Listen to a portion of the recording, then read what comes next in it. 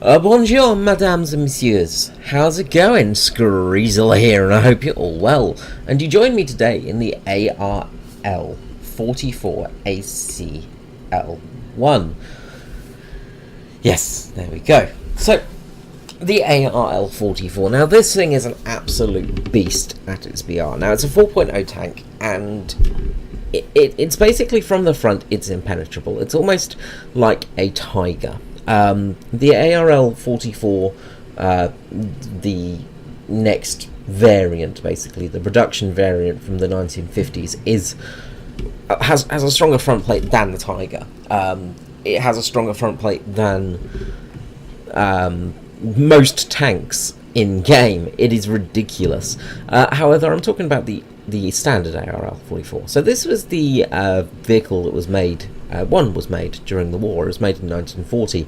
It was basically going to be the French Army's new modern tank, and if it had been produced, it would have been a very good tank, in my opinion. The ARL-44 was a very good design. It was a bit of its time, of course, because you can see it's a very big tank. It's a very heavy, high silhouetted tank, and as we moved towards the end of the war, people were going to low silhouettes, of course, because we realised that was what was best to have. But the ARL-44 is no slouch. It is a very heavy tank. It's weighing, towards the 15-ton mark, I think it is, or it's a very heavy vehicle, basically. Sorry, 50 tons, not 15. 50, that's what I was looking for. Very heavy. Now, we've got an A13 there trying to flank. Now, I managed to get a turret shot in, break his breach, which is good. So, we're just going to sit up here for a second, see what's going on. That ASU-57 has now got him on the run. He's smoked up, so he's sort of hiding. We can see him through the smoke. Line up the shot. Boom, he's dead. Now we've got the 76mm gun on board. That's 75mm gun. Basically the same gun from the M4A1. It should be anyway. This was a very useful gun for the tank, and it gives it very good penetration because you're using solid shot rounds. Now we saw the tank smoke up there, get a shot into his transmission. This shell is going to pretty much penetrate anything bar the jumbo at this BR, and even the jumbo will have trouble sometimes. It's a very good shot. It has very good shrapneling as well. This tank is very strong from the front. As I said, you've got 60mm of armour at the front, which angled, it gives it around about 80mm of protection, which is enough to bounce pretty much every shot from this sort of BR level, other than things like the Hellcats and stuff like that. The very good tank destroyers, you're going to struggle with them a little bit. However, that's just the front armour. The side armour is appalling at 50mm, and that's where you've really got to protect this tank. You've got to be front on with this vehicle. You can angle a little bit, and that will work in your favour. Angling is good, but you've just got to be so careful with this tank. Now, the ARL-44 was going to be produced in the war. Basically, once France liberated Paris, Charles de Gaulle was wanting to get the tank basically back on track. Now we've got a lot of Shermans coming on. We've got a jumbo there, which we don't penetrate the side, unfortunately. We're going to bounce. We've got a VC. Take our shot.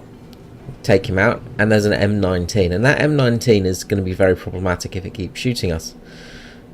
Now I can see it through there, take a shot, manage to go through, take out his engine, which is great, and he's on fire. Now, going to line up another shot, go through, a bit more damage. Unfortunately, we don't get the shrapnel to kill the rest of his crew.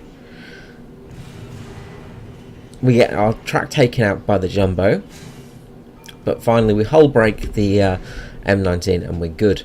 So now we've got a jumbos to face, and really we can't do much to this guy, unfortunately. Jumbos are very frustrating to fight, and we all know that feeling. However, in the ARL-44, the jumbo really can't do anything to you. It's a bit like a Jumbo facing a Tiger, you know, you're both pretty much stuck. Now he can use his APCR shell to damage you, but that's about it. So we take out the gun barrel, and we're going to take out the track. Hopefully. Unfortunately, this shot doesn't really take out things properly. Modular damage can be quite hard to achieve, so we're going to have to take another track shot again to finally take out the track. Now we can pop out, and there's an Avenger. Oh crap.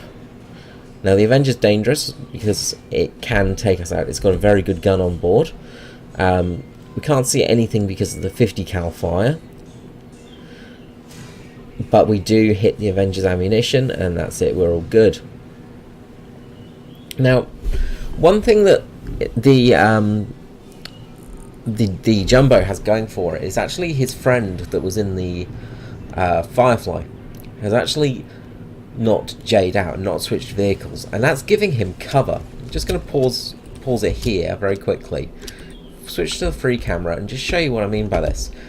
Now, if you're playing in a team and playing with people, this is a really valid thing to do, because this hull, you can see where my shot goes through as well. I do love that modelling on that. It's very cool. But basically, the hull of this tank is now giving this Jumbo protection, and it's protecting this machine gun port, which is the main weak point of the Jumbo. So we can't really do anything to him. So it's really, really helping him out.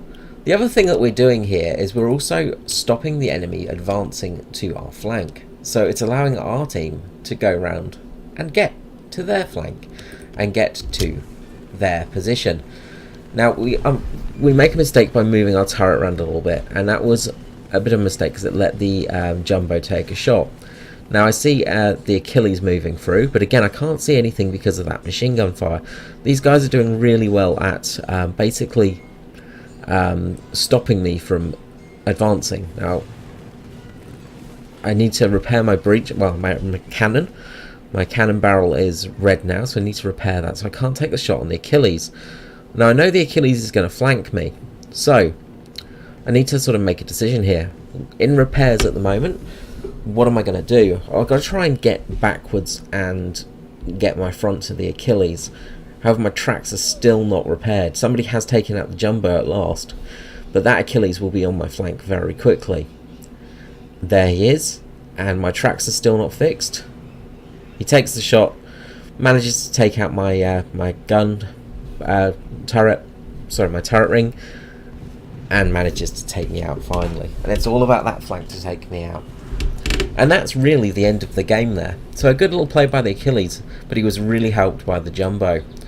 So with that, we're going to end this replay and head back to the hangar. And with that, the game ends. So we are looking at some really good medals here.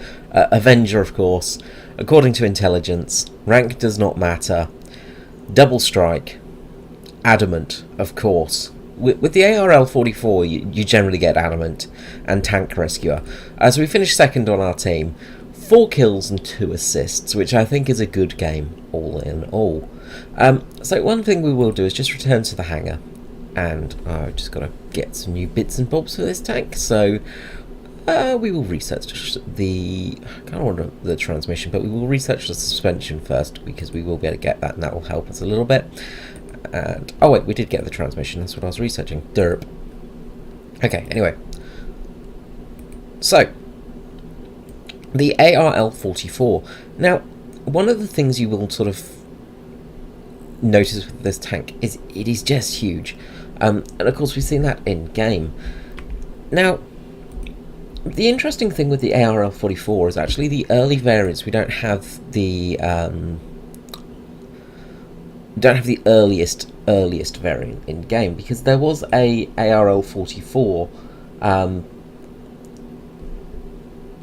Actually, no, that is the one.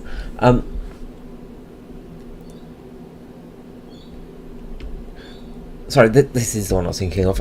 This basically, it's got the same gun as the M4A1, so it's got the 76mm on board. although it's classed as 75mm. This should be a 76mm anyway, the ACL-1. So if we look inside, you know, there's a relatively roomy space inside because it is a big tank, so it does really help. And the ammo stowage. Now, the ammo stowage can be a bit problematic. Now, front it doesn't matter, but the sides is where you're going to get absolutely pounded, and you can see it with the armour as well.